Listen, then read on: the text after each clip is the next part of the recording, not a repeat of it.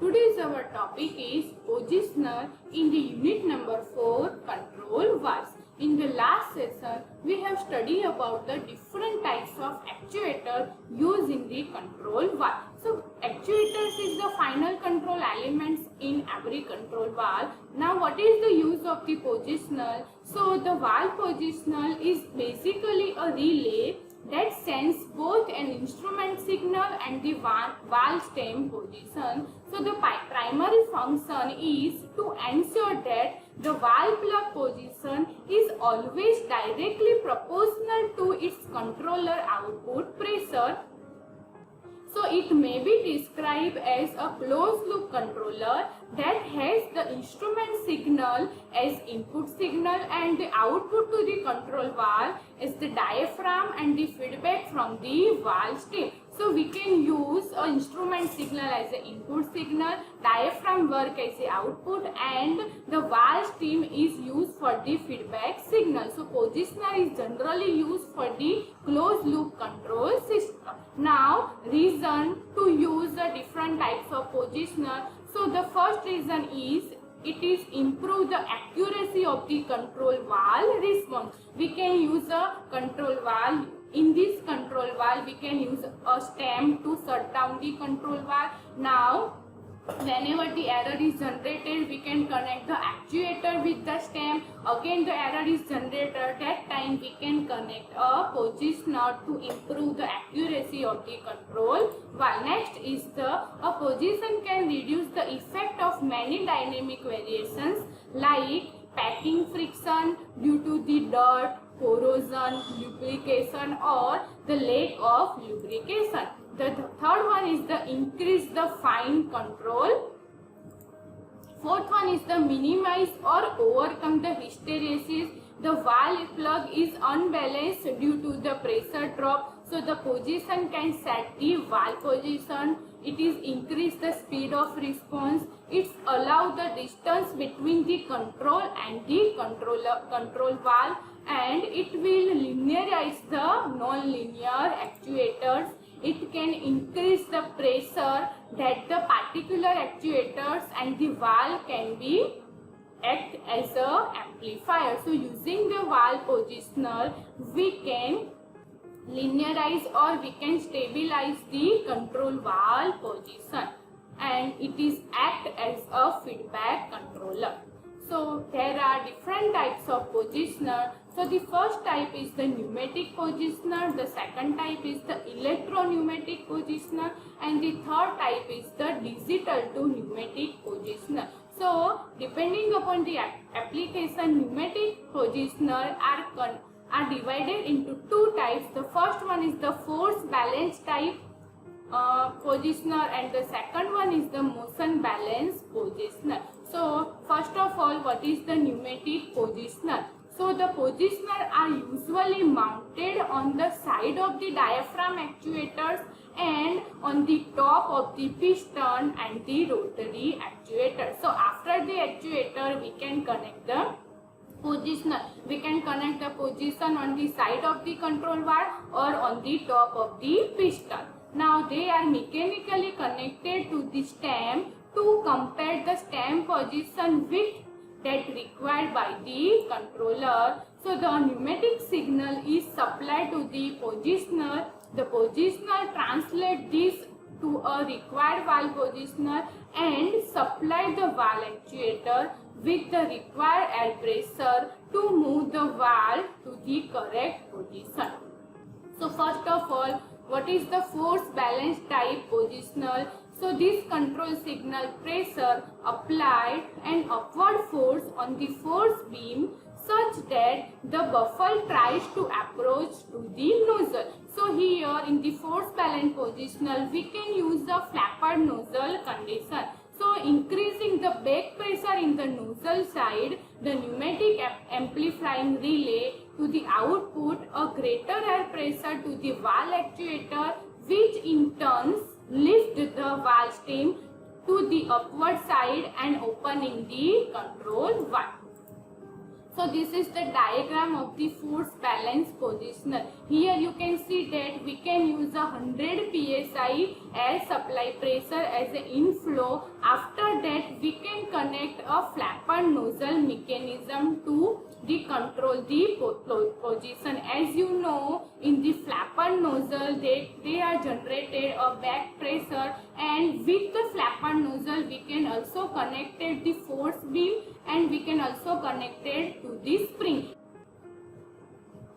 So whatever changes in the flapper nozzle movement, that time the back pressure is generated and we can check the positional conditioner. So here the figure shows a schematic arrangement of the typical force balance type pneumatic positioner. It is a side mounted on the control valve. So positioner are connected to the side of the control valve. It utilizes an auxiliary air supply or a feedback element to position of the control valve with the air signal from the controller. So the positional feeds air to the valve actuator until the force of the control signal is in the balance with the force created by the valve stream movement on the feedback element. So the controller signal act on the diaphragm and create a signal force. Now this force is opposed by the feedback spring, resulting in the temporary offset in the diaphragm position, because in the flapper nozzle we can also connect a spring and the output of the spring is connected to the diaphragm. So using this spring movement we can change the diaphragm position.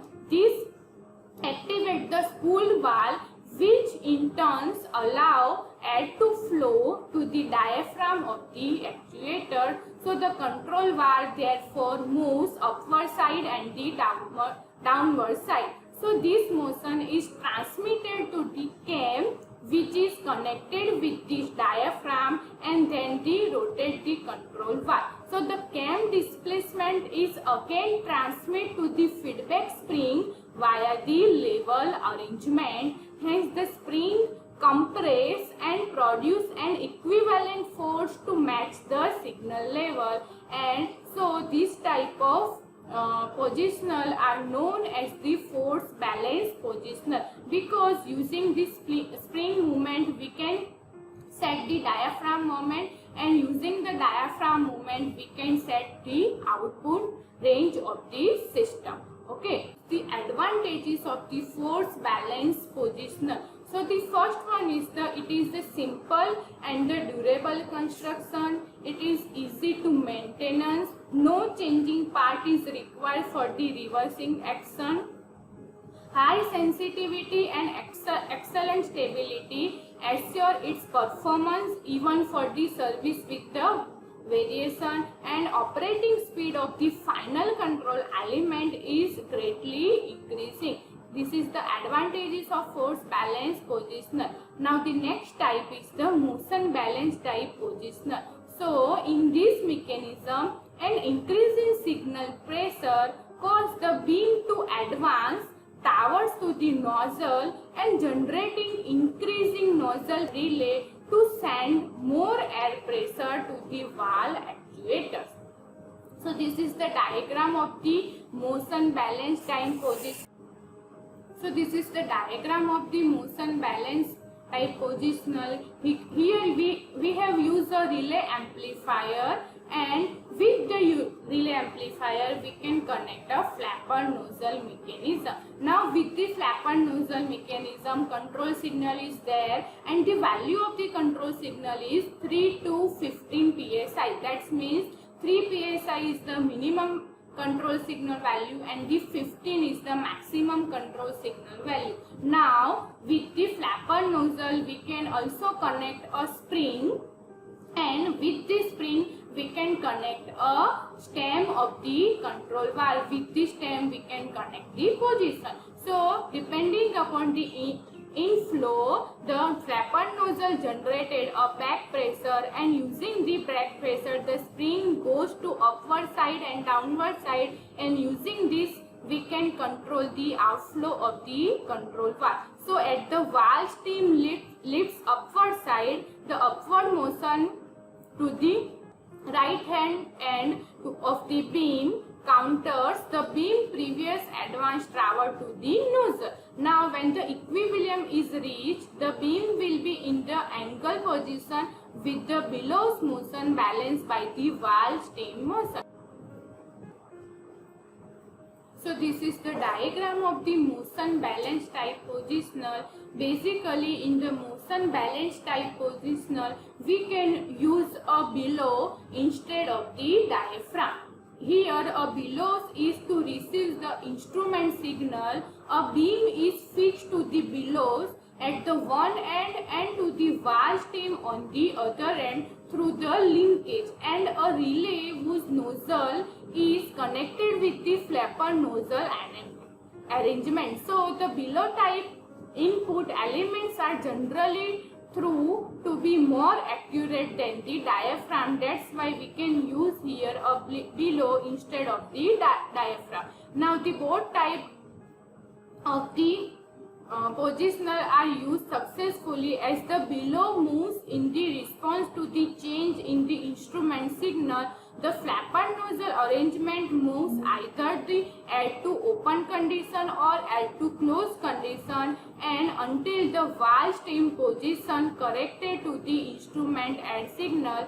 So in this mechanism and increasing the input signal, it can generate a pressure to the flapper nozzle, and flapper nozzle will generate a back pressure, and depending upon the back pressure, pneumatic signal is amplified using the amplified signal, and this signal is sent to the valve actuator. So as the valve stem lifts upward side, the upward motion will counter the beam's position and provide the forward the nozzle. So in the previous session, for flapper and nozzle are in the connected position, and at this point the positioner is once again in the equivalent with the element of the instrument signal. So this is the actual working of the motion balance. So this is the actual working of the motion balance type positional. Here you can see that they are connected a flapper and nozzle, and between the flapper nozzle there is a gap. Whenever the control signal is applied to the flapper nozzle, it will generate a back pressure, and using this pressure, positional set the position of the bellows, and bellows is connected to the stem, and the stem is connected to the control valve. So we can control the control valve by bellows, and here you can see that this is the flapper nozzle connection. This is the spring is connected with this flapper nozzle mechanism, and whenever 3 to 15 psi pressure is applied to this mechanism, it is work, and positional will set the position of the control valve. So the positional is also the most important part of the control valve mechanism. Thank you everyone.